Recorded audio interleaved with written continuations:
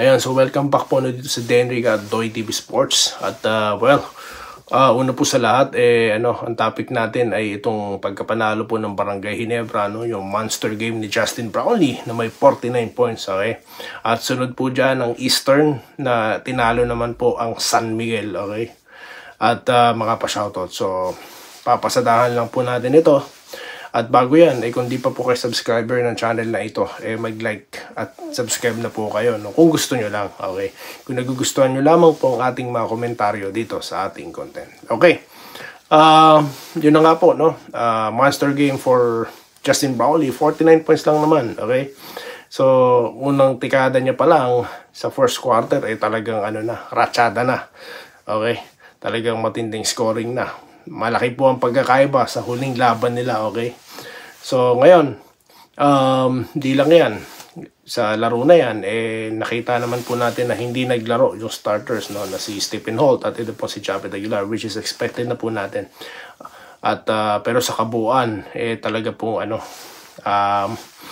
alam naman po natin or expected na kahit sino naman na Ginebra mananalo dyan, di po ba? At, update po sa injury ni Japeth, bukas po i-undergo po siya ng MRI examination, no? So diyan natin malalaman yung estado ng injury at kung paano ito makaka-apekto sa koponan, no? So we hope nothing serious po. At kay Holt, mukha namang okay si Holt dahil di ba natapos siya pa yung laro, pero mas maigi na pong pinahinga siya. Perfect po yan para dito sa matchup nila with Terra Firma. So, na-dominate po nila yung buong laro, no? As expected naman po yan. At si Terence Romeo, as usual, di po naglaro, no? At si RJ Barrientos naman po na may 18 points. Maganda rin po dahil pinalitan din po yung starters natin, no? Si Barrientos, Thompson, Rosario sa center, si Brownlee number 4 ulit, at si Mariano. So, maganda po yung mga nilaro nila. Okay? Si Rosario po, yan, kumagat sa challenge, 17 points. Sa Terra Firma, okay po yung import nila, no? Maganda yung shooting sa labas, si Edwards. At po si Manuel, 19 points, Pringle 11. Okay, so ano po napansin natin dito? Well, very easy win po ito for Ginebra, no? Magtapatan po tayo. At yung mga tira ni Brownlee, ano po yun? Almost open shots po lahat. May depensa nga ang lapit. So, hindi po yun ang depensa na ginagawa sa kanya ng TNT at ng Eastern. So, yes, masaya po ako nanalo Ginebra. Pero, very easy win po ito. At ang tunay na challenge po is ito sa susunod na laban nila against Converge. Okay. So, yun lang po muna. Shoutout po muna tayo, ha? Shoutout po tayo. Dito po kay Peter Herboso, kaya na puro topic na lang, wala bang laro. Sir, advice ko po sa inyo, bago kayo tumingin or bago po kayo manood kung anong gusto nyo panoorin, tignan nyo po kung anong oras in-upload. Yun po yung una nyo titignan at kung naka-live po yung tao. So, dito po sa channel natin, purely commentary lang tayo. Okay? Wala po kung palabas. Kasi nga po, po yan, maka-copyright po ako. Okay? So, hindi po ako nagpapalabas ng live dito. Hindi ko po hanap buhay ang pag-YouTube, sir. No? Hobby ko lang ito. At dito po kay Felix, idol, 3 na tayo. Yahoo! Iyak ang mga talangka, sabi niya. So, yun na naman. Galit na naman sila dahil panalo Ginebra. Inunahan ko na, no? Sabihin nila, easy win. So, totoo naman, easy win, no? Prangkahan tayo. Okay, EASL. Talo po ang San Miguel, okay. Bagamat maganda po yung adjustment, no? Na ginawa ni Coach Leo Austria. 3 malalaki. Si June, si Miller, at si June Marpajardo. So maganda. From 20 points po na lamang ng Eastern, nababa nila sa 2. Pero binakbakan po sila or binalikan sila ng Eastern ng 9-0 run.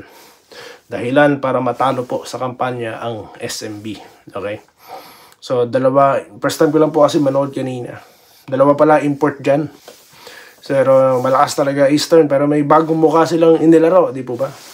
Pero 2 po import Dapat nakapitalize na yon. Dapat na yon na tag dito. Advantage na po yun for San Miguel. Pero of course, hindi po natin sila pangunahan at bilog pa rin ng bola. Okay, so hindi rin nakalaro dyan si Cruz dahil siya po yung nasuspinde, no? Nabalita na po yan. At good game for the ESL. I mean sa Hong Kong, malakas talaga. So it shows, no, na talagang malakas ang Eastern, di ba? Pero abangan po natin itong linggo, sila po yung maghaharap muli dito naman sa ating liga sa PBA. And of course, we're rooting for San Miguel, no, to bounce back. At of course, alam na nila, no, siguro yung gagawin nila sa susunod dahil nakalaban na nila hindi po ba? At makakalaro naman dyan si Jericho Cruz. Okay, so yun po. Shoutout po ulit dito po kay Irene Quiles, no, na nag-good luck sa Jeans versus Terapirma. Ayan. Ito, si Peter Herboso. Haba naman ng Marites mo, umpisa na nakakainip. But wala po kasi ditong game, sir. No? Wala pong game dito. At kung naiinip kayo, okay lang naman yung mainip. Lumipat na po kayo ng iba. Ba't po kasi kayo nanonood? Hindi nyo po ba napapansin na wala talagang game? Or pakawala kayo ng mga fake news vloggers. So, anyway, okay lang yan mo, sir, no? Wala po tayong live game sa channel, no? Okay? Komentaryo ko lang po, no? Marites ko lang po yung maririnig nyo, okay? Dito po tayo kay, Irene Giles. Oy, Marites na hindi yung mga chismis na hindi totoo, Pinagko-komentuhan lang po natin dito yung mga, yung mga balita na po, okay? Kay Erin Quiles ulit, tama ka idol, kaya sa'yo lang ako nanonood sa channel mo, sobra ang pagkasinungaling nila, unsubscribe lang ako, sayang lang oras. Yun na nga po may mga channel naman po na nag-storytelling, pero totoo naman po yung kinukwento nila, no? Hindi eksaherado. So pipiliin nyo po. Yung iba po kasi talaga, grabe talamak sa panloloko, no? Wala silang pakialam sa subscribers nila no? Pera-pera lang talaga yan. For the views lang talaga yan. Prangkahan na tayo dito. Ito po ang vlog no? Prangkahan po dito. Wala po tayo mga script na yan. Anyway, kay Carlos Dizon, ganyan talaga yung walang magawa idol. Din pa rin ako. Of course. Si Reden Alonso, no? Kaya po ni Troy maski po injured. Yes, kaya. 17 points, no? Pero again, prangkahan ulit tayo. Easy game po yan. At imposible pong matalo dyan ng Hinebra, no? At ito po, no, aking masasabi lang sa Terapirma, aking panawagan.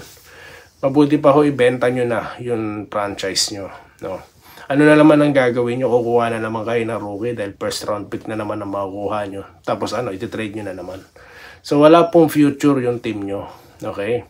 It's a big disgrace to the league. No? Biruin nyo po, ang dami pong team dyan na talagang sumikat nung araw. At gusto po namin may balik sa glory days ang PBA. At hindi po mangyayari yan kung may mga team na kagaya nyo. Kaya panawagan ko po sa Terapirma, ownership, ibenta nyo na po yung franchise nyo. Dahil po sayang po yung competition. Nakikita nyo po sa PBA, mga taga PBA, nakikita nyo naman, parang practice game na lang po yung venue, wala po nanonood. Di naman wala, meron.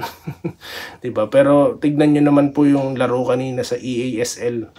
Talaga pong dinudumog ng mga fans. Okay? So, yan pong ganyang klase ng kupunan na talaga pong tila walang planong manalo. Sorry po, no, for the word, pero ako po, as a fan, sasabihin ko po ito ng tapatan sa inyo na I don't see any future sa team na ito. Okay? Dahil yun na nga, may history na sila ng pag-trade ng mga nakukuha nila from the drops. Di po ba? At yun nawalan po ako ng gana dahil dyan sa trade na yan ng Terapirma at San Miguel. Noong una, akala ko po talaga is lamang pa sila. Pero Terence Romeo is not playing. Ano pong ibig sabihin yan? No? Sino po bang matinong kupunan ng papayag na papalitan ka ng player na hindi naman pala maglalaro? So, total disgrace po sa liga ng PBA itong Terapirma. So, panawagan ko, ibenta nyo na po yung franchise nyo, no? Ako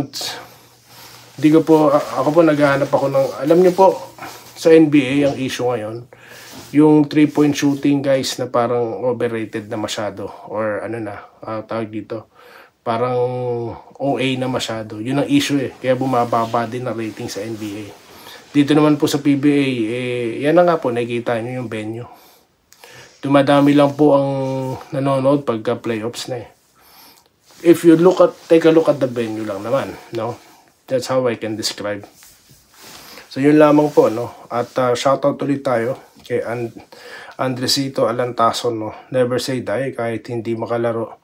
si Japet, malakas pa rin ang Hinebra natin. Minerva Java, hello po sir, good luck. BGSM, Gin Kings.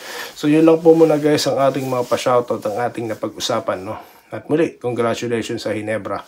At magkita-kita po tayo sa susunod na video content, no? Dito po sa Denric at Doy TV Sports. At stay safe po guys.